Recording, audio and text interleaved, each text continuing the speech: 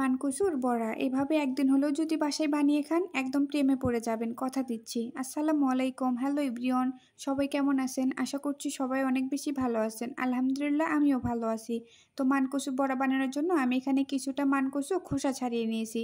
তারপর একটা গ্রেটারের সাহায্যে সুন্দর করে গ্রেট করে নিয়েছি। আপনারা চাইলে কুচি কুচি করে কেটেও নিতে পারেন। এখন এর মধ্যে আমি সামান্য পরিমাণ লবণ দিলাম, দিয়ে এখন হাত দিয়ে সুন্দর করে মথে নিব। সুন্দর করে মথা হলে এর মধ্যে আমি নর্মাল পানি দিয়ে সুন্দর করে পরিষ্কার করে ধুয়ে নিব। তো আমার ধোয়া হয়ে গেলে এখন আমি মানকচুগুলো একদম হাত দিয়ে চিপে চিপে এক্সট্রা পানিটা বের করতে হবে, একদম পানি থাকা যাবে না। তো আমি চিপে চিপে অন্য একটা বাটিতে নিয়ে নিলাম। এখন এই বাটিটা একটা সাইডে রেখে আমি 1 ঘন্টা আগে মুসুর ডাল আর ভাতের চাল ভিজিয়ে রেখেছিলাম, এগুলো এখন ব্লেন্ডার জার দিয়ে ব্লেন্ড করে নেব। আপনারা চাইলে পাটায় বেটেও নিতে পারেন। তো আমি একটু চেষ্টা করবেন ডাল আর চালটা একটু আস্ত রাখার, তাহলে বড়াটা একদম মুচমুচে হবে। তো আমার ব্লেন্ড করা হয়ে গিয়েছে। এখন চাল আর ডালের মিশ্রণটা আমি মানকচুর মধ্যে দিয়ে দিব।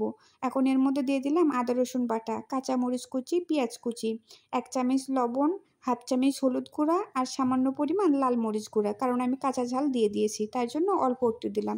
তারপর দিয়ে দিলাম 1 চামচ ধনিয়া গুঁড়া আর জিরা গুঁড়া। এখন হাত দিয়ে ভালোভাবে সুন্দর করে মিক্স করে নিব।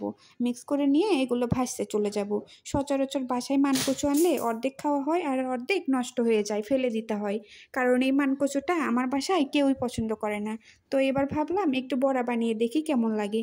বড়া বানিয়ে খাওয়ার পর তো আমি একদম প্রেমে পড়ে গেছি এই বড়ার। শুধু আমি না, আমার বাসার সবাই অনেক বেশি পছন্দ করেছে এই বড়াটা। আমি দুপুরে ভাতের সঙ্গে খাওয়ার জন্য বানাইছিলাম।